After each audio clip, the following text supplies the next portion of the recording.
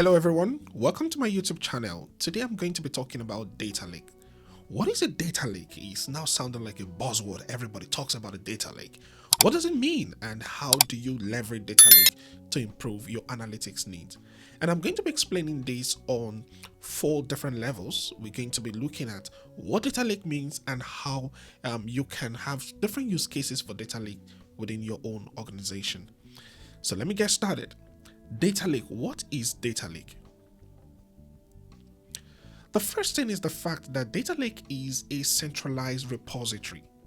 So data lake serves as centralized storage hubs that is capable of housing vast amounts of data from diverse sources. Unlike a traditional data warehouse, data lake store data in its original form without requiring immediate transformation or adherence to a specific schema. So this flexibility enables organizations to ingest data quickly and efficiently, regardless of its structure or format. So by storing data in this original state, where the data coming from the different data sources, organizations, they are able to preserve the integrity of the information of the data that they have within that storage, and they're able to ensure valuable insights can be gotten from this data without any loss of detail. The next is about scalability. The scalability of data lake makes it very, very interesting. So data lakes are designed to be scalable, and by that they're able to accommodate the exponential growth of data volumes over time. So when you leverage distributed storage and processing technology, because data lake is built on the back of Hadoop distributed file system or cloud-based solutions like Azure Data Lake Storage and Amazon S3, data lakes, they are able to effortlessly scale to meet evolving business needs. So this scalability ensures the organizations can store, manage, and analyze massive data sets without encountering performance bottlenecks or resource constraints. The flexibility of data lakes makes it very, very useful for different data needs. One of the key advantages of data lakes is the ability to maintain the fidelity of the original data while offering unparalleled flexibility in data storage and access. So by preserving the structure and format of the data lakes, they're able to empower users to perform a wide range of analytics and processing tasks without compromising data analytics. So this is it. Whether the data is structured, and by structure I mean relational databases, or the data is semi-structured, like having it in JSON, in XML, or unstructured, text documents, images, videos, data lake can accommodate diverse data types and schemas. So this flexibility enables organizations to derive actionable insights from the data, regardless of its source or format. The next is about the consistency and accessibility of data. To facilitate efficient data management and analysis, data lakes organize data into stage zones, each serving as specific purpose in data lifecycle. So these zones, they typically include raw, cleansed, and curated data zones. Raw data zones store the original unprocessed data as it is ingested into the data lake. So when organizations organize data into stage zones and data lake, that's within the data lake, they enable users to access and analyze data at various levels of refinement depending on their specific requirement. So in all of this, you can see how data lake is very, very important for any form of big data analysis, big data technology. And we're going to be looking at a couple of use cases that will help us understand more about data lake. What are the different use cases that people are using today for data lakes? One is streaming media. So subscription-based streaming companies leverage data lake platforms to collect and analyze vast amounts of data on customer behavior in real time. So think about your Netflix, think about your Prime Video. These are large media companies. So by processing insights from their user interactions, such as viewing habits and preferences, these large organizations can continuously refine their recommendation algorithms. This enables them to deliver personalized content recommendations to users, and by that, they are able to enhance satisfaction and engagement for their users. Another use case of this is in finance. Investment firms rely on data lakes platforms to access and analyze up-to-date market data in real time. So by collecting and storing data from various sources, including stock exchanges and financial news fields, These firms can gain valuable insight into market trends fluctuations. This enables them to make informed investment decisions and manage portfolio risk more effectively. So, in the end, the customers benefit because they're able to return maximum profit, maximum returns for their client. Another use case of this is in healthcare, which is quite an interesting one because a lot has been said on this, and we've seen different demos on how large data can be used to improve patient treatment and even in the veterinary medicine. Healthcare organizations, they're able to leverage big data analytics to improve patient care and outcomes.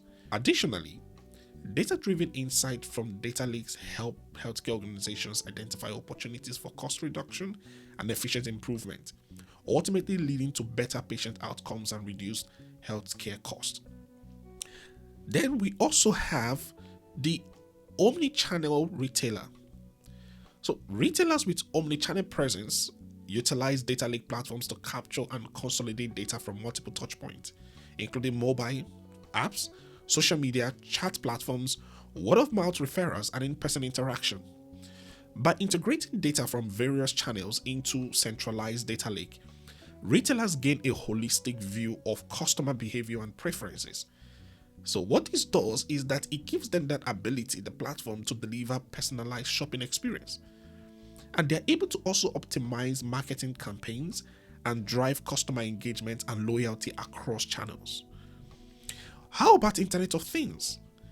IoT organizations that deploy IoTs and sensors, they're able to collect massive amount of structured and semi-structured data on physical world, even unstructured data. Think about your IoTs, your sensors, your alarms, and all of these. Data lakes serve as a central repository for storing and analyzing these IoT data. Because the IoT data is quite massive and you could struggle in terms of structure, where to save this data, how to have this data archived. The data lake, just what it is a lake. You just dump all of this data there, that whenever you want to do analysis, you can now go on to transform the data. But at the initial time, you need a lake, a platform, a storage where you are able to put this data in its raw format and just have it dumped on a particular location for storage. And when the business users want the data, you can now transform the data and load it into a data warehouse or another storage where it could be used for analytics. So by aggregating and processing data from IoT devices in real time, it helps organizations to gain valuable insight into asset performance, operational efficiency, customer behavior. This enables them to optimize processes, improve decision making, and drive innovation across various industries, including manufacturing, transport, energy, and so on. So we have the digital supply chain. Manufacturers utilize data lake platforms to consolidate and analyze disparate data sources, different data sources related to supply chain operations. This includes the data from electronics data exchange systems. You have XML files, JSON documents, and other sources. So they're able to integrate these different supply chain manufacturing data to gain visibility into inventory levels, production schedules, supplier performance, and logistics operations. This enables them to identify bottlenecks and optimize the workflow, because one key thing when it comes to supply chain is to make it frictionless, to optimize the workflow and improve the chain efficiency and resilience. So data lake are very, very critical because it helps them to be able to dump this data there to do all of that. And you have the sales. You can hardly talk about large data models without talking about sales.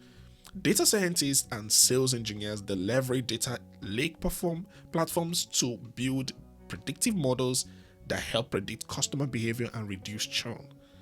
By analyzing historical sales data, customer interactions, and demographic information stored in data lakes, organizations can identify patterns and trends that indicate customer preference, purchase habit, and likelihood to churn.